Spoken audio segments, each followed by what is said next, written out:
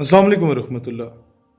ये कोई पहली बार नहीं है, माजी में भी इस तरह की कई मिसालें दी जा सकती हैं कि जब इंसान हमेशा से हर जगह से धुतकारा जाता है, जब कोई शख्स उसे इस काबिल नहीं समझता कि उसे अपने अज़दवाजी रिश्ते में रखे, और जब वो अपने 150 की शक्ल पे, 150 के बूथे मुबारक पे 1.5 लाख का मेकअप थोपने के बाद भी कोजे का कोजा ही लगता है, तो फिर वो बाजार में निकलता है, गलियों में घूमता है, नगर नगर डगर डगर करिया करिया कूचा कूचा घूमता है और नारा बुलंद करता है, क्या मेरा जिस्म मेरी मर्जी।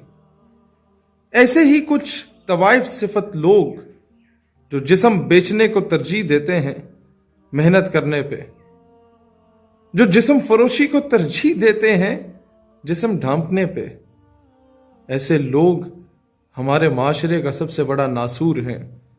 आने वाली नस्लों को, इस कौम की माओ बहनों बेटियों को तबाह करने में सबसे अहम किरदार ऐसे ही कुछ तवाइफ सिफ्त लोगों का होता है, जो कि ना मर्दों में आते हैं ना ही औरतों में आते हैं।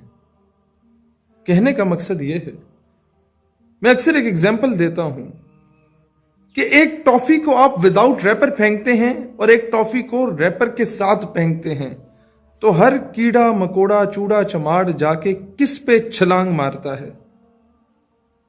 उसी टॉफी पे जो रैपर के बगैर फेंकी जाती है। यह है पर्दे का कॉन्सेप्ट इस्लाम में। इस्लाम ने कोई ये नहीं कहा कि जबरदस्ती उसे औरत को चादर चार दीवारी के अंदर रखो नहीं तो ये हो जाएगा।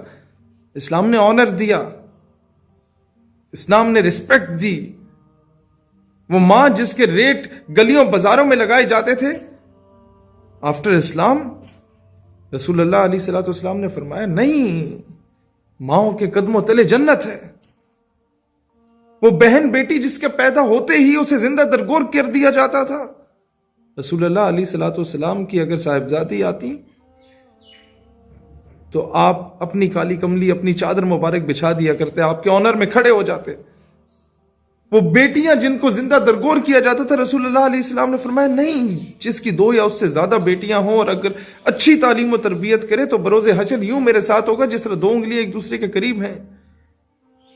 लेकिन आज शायद कुछ ऐसी औरतें अपनी हवस मिटाने के लिए हम जिन्स परस्ती को भी तरजीह दे रही हैं, पाकिस्तान की आइडियोलॉजी पे भी वार कर रही हैं, पाकिस्तान के असास पे भी हमला कर रही हैं, हमारी नजरियाती असास पे भी हमला कर रही हैं।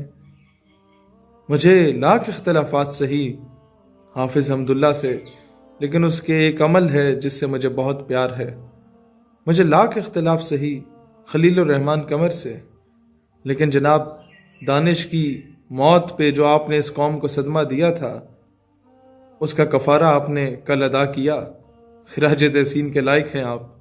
अल्लाह ताला हर मुहिब वतन पाकिस्तानी को सलामत रखे और अल्लाह ताला पाकिस्तान को, वतन अजीज को इन तवाइफों से छुटकारा दिलाए जो इस पाकिस्तान की नजरियाती असास पे एक बहुत बड़ी धब्बा बन चुकी हैं और दीमक की तरह इस मुल्क को चाट रही हैं, जिनकी शक्लें नहीं हैं, बूथे इस काबिल नहीं हैं, नहुसत टपक रही होती है चेहरों से और बातें कर रही होती हैं मेरा जिस्म मेरी मर्जी।